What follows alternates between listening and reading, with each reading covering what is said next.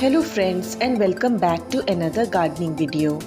Today I am going to share about this very easy to grow chili plant which is called as the White Bird's Eye Chilli, also known as the Kanthari chilli or the Thai pepper. Usually chili plants require a lot of sunlight to grow if you want them to give adequate chilies, but if you are living in an apartment where you don't get enough sunlight and if you are having a closed balcony like I have, then these are the perfect chili plant for your apartment garden. This chili plant has been grown completely in indirect sunlight with barely 5 minutes of sunlight falling on it directly, and still it has grown so well and it has given me so many chili fruits and it's still giving me more fruits till now. This White Bird Eye Chilli plant is actually a medicinal plant. It has a very distinct smell and imparts a good flavor to the food, especially to buttermilk which we make during the summer season. It can be eaten raw or can be used as a side dish. It can be pickled also. Its health benefits include reduction of blood sugar and it also helps to lower the cholesterol levels. The high amount of vitamin C helps to increase immunity and it also has adequate amounts of vitamin A, B6, iron and potassium. It also has antifungal and antimicrobial properties. Now let me show you how we can easily propagate these White Bird Eye Chilli plants, and the best method is through seed propagation. So take any dry White Bird Eye Chilli and break apart to remove the seeds. Scatter these dried up seeds in the soil and water them till the plants sprout out. Keep the soil moist when the seeds are sprouting and keep it in a slightly sunny area.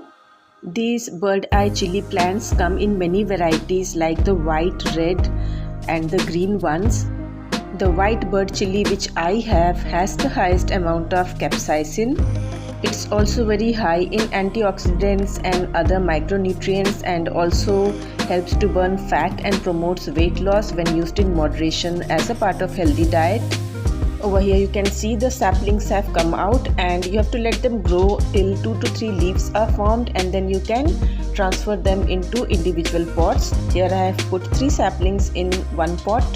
The soil requirement is very easy. All it needs is a well-drained, rich organic soil, so you can add garden compost to the soil and make sure it is well draining by adding adequate sand.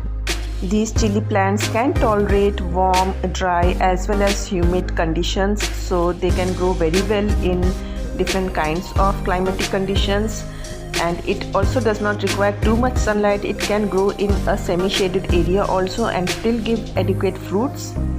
One thing that I do is as soon as the flowers form, I lightly dig up the soil and then I give it a little bit of organic compost, and you can give them vermicompost or any other compost that you have. This is a must if you want them to give really good amount of chilies, because basically it is being grown in indirect sunlight, so the nutrition should be adequate. So doing this thing definitely helps. It also helps to aerate the roots a little, but I don't dig in too deep so that the plant will get damaged. After adding the fertilizer, I definitely water the plant so that it can take up the nutrition.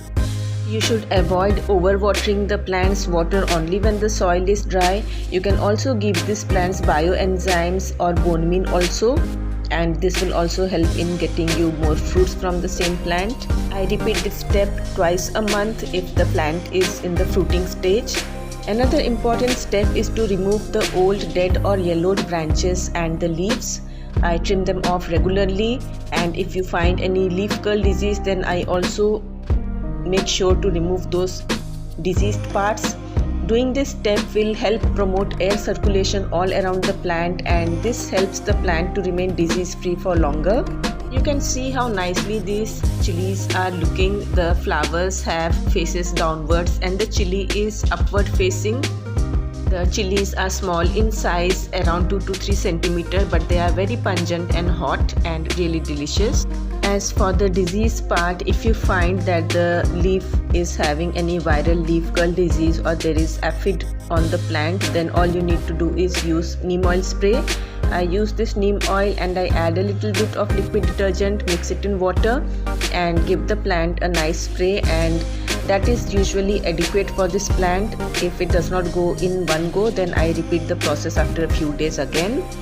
And now before I end, let me tell you the best part about this plant. It is that even if the plant is not fruiting, you can eat the tender white bird chili leaf, but cooking is a must. You can use them in omelets, etc. You can also use them as any stir fry, in any stir fry dish that you make.